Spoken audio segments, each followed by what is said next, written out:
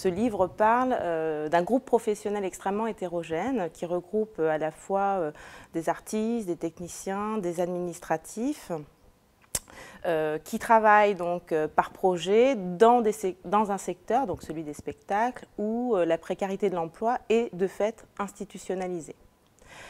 Donc, le point de départ de ce livre, je dirais que c'est le conflit des intermittents du spectacle qui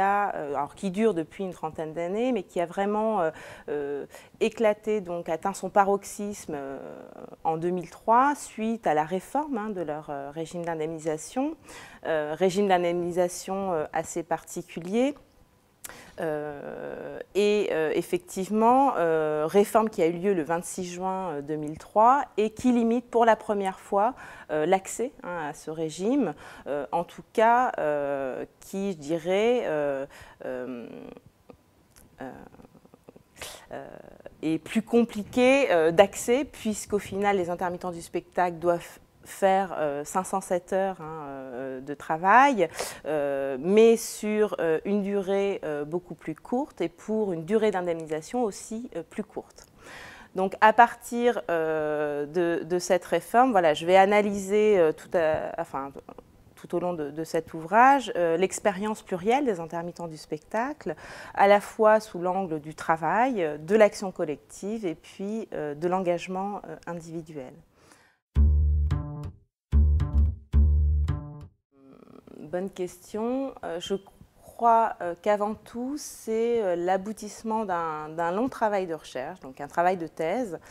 que j'ai donc commencé en 2003. Un long travail de recherche et un long travail, je dirais, d'enquête de terrain, puisque durant 3 ans, j'ai suivi 2 collectifs d'intermittents du spectacle, un collectif, donc la coordination des intermittents et précaires d'Île-de-France sur Paris, et puis un collectif bordelais. C'est déjà l'aboutissement, voilà, d'un long travail de recherche, et puis surtout c'était une bonne opportunité pour moi de diffuser ce travail de recherche en dehors du cercle académique et universitaire, donc d'accéder à une diffusion plus large, d'autant plus que je suis persuadée que les résultats qui ressortent de cette recherche, qui portent uniquement sur les intermittents du spectacle, en définitive font écho à bien d'autres groupes professionnels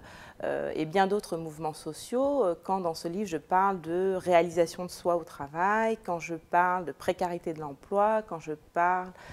d'organisation par projet, quand je parle de doublement des collectifs, des syndicats par les collectifs, au final ça fait bien évidemment écho à d'autres groupes professionnels, d'autres mouvements sociaux, et au final, je crois que cela révèle de grandes mutations qui sont à l'œuvre dans notre société contemporaine.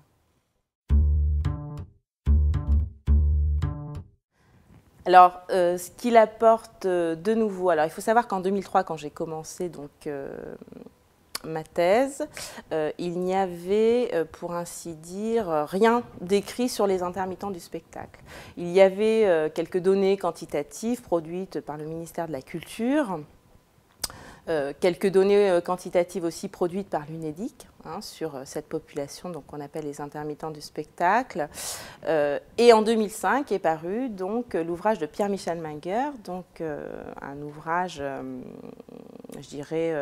très important sur les intermittents du spectacle, dont d'ailleurs je me sers beaucoup, moi, dans ce livre. Mais qui éclaire très justement, je dirais, la crise de ce régime de l'intermittence par des facteurs à la fois structurels et économiques, mais en même temps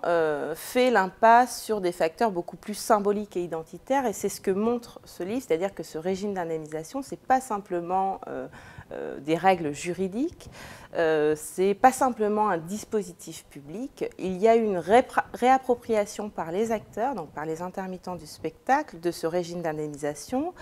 puisque ce régime d'indemnisation, il est érigé en statut professionnel, ça devient un véritable statut professionnel pour ces salariés, et surtout, il a un rôle émancipateur par rapport à toutes les contraintes évoquées, donc que j'ai pu évoquer précédemment, face à un marché du travail, encore une fois, hyper concurrentiel et dégradé. Donc, je dirais que c'est le principal apport. Le deuxième apport aussi, c'est qu'il y avait beaucoup de données quantitatives justement sur les intermittents du spectacle, sur cette population, mais rien sur l'expérience vécue de ces acteurs. Donc, d'un point de vue méthodologique, je crois que c'est assez novateur concernant les intermittents du spectacle, c'est que moi j'ai une approche complètement qualitative, puisque donc j'ai fait de l'observation participant durant 3 ans auprès des collectifs observés, et que j'ai mené une quarantaine d'entretiens individuels auprès donc de ces acteurs concernés et engagés donc dans le conflit depuis 2003. Et enfin, parce que rien n'est jamais dit sur les techniciens et les administratifs qui travaillent pourtant à la production dans le secteur des spectacles. Pas d'écrits, alors qu'il y avait déjà beaucoup d'écrits sur les métiers et professions artistiques, sur les marchés du travail artistique. Donc voilà, c'était aussi l'occasion de pouvoir parler de ces invisibles, en définitive, du spectacle, à savoir les techniciens, les ouvriers et les administratifs de ce secteur.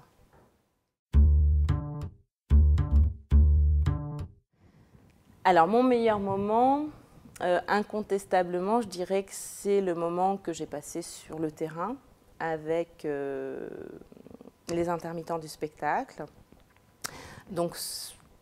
il y a plusieurs moments, en définitive, ce sont les réunions interminables qui commencent à 19 h et finissent à 1 h du matin. Ce sont les manifestations que j'ai pu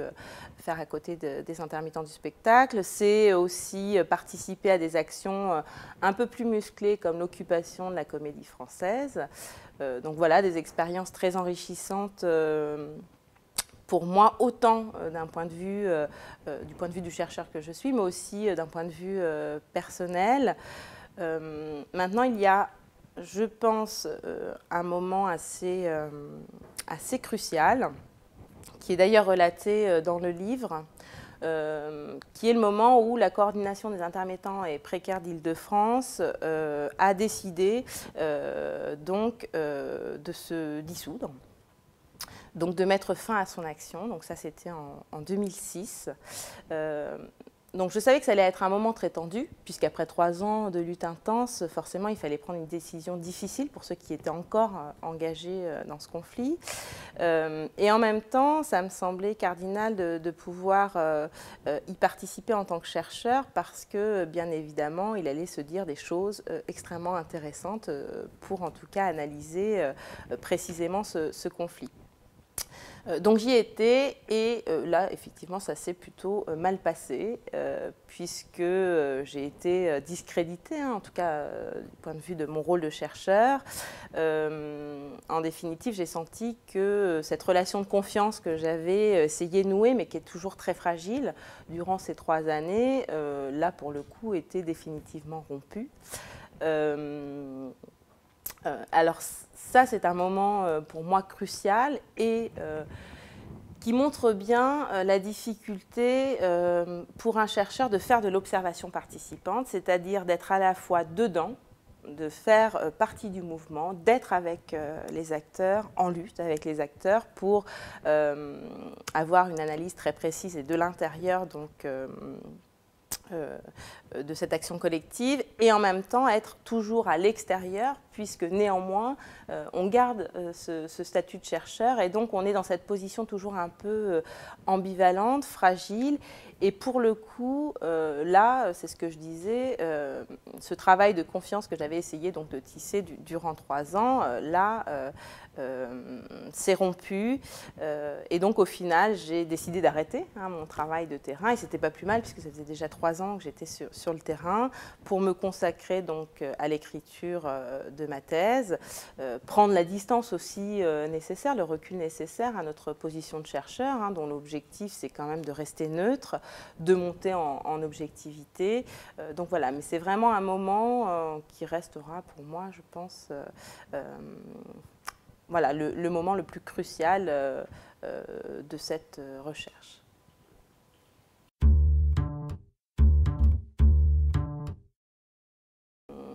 Et après, donc bien évidemment, j'ai d'autres projets de recherche, des recherches déjà entamées, alors toujours dans le secteur artistique et culturel, mais cette fois-ci sous un autre angle, puisque je me penche davantage sur l'évaluation dans le secteur artistique et culturel, à savoir comment est-ce qu'on évalue, par exemple, un bon théâtre. Alors du coup, ça m'amène à effectivement aller rencontrer d'autres intermittents du spectacle qui travaillent pour ces théâtres, qui sont programmés dans ces théâtres, mais ça m'amène aussi à rencontrer d'autres acteurs comme les publics et puis aussi les acteurs politico-administratifs, à savoir les élus, les agents techniques des collectivités territoriales qui financent donc ces équipements culturels.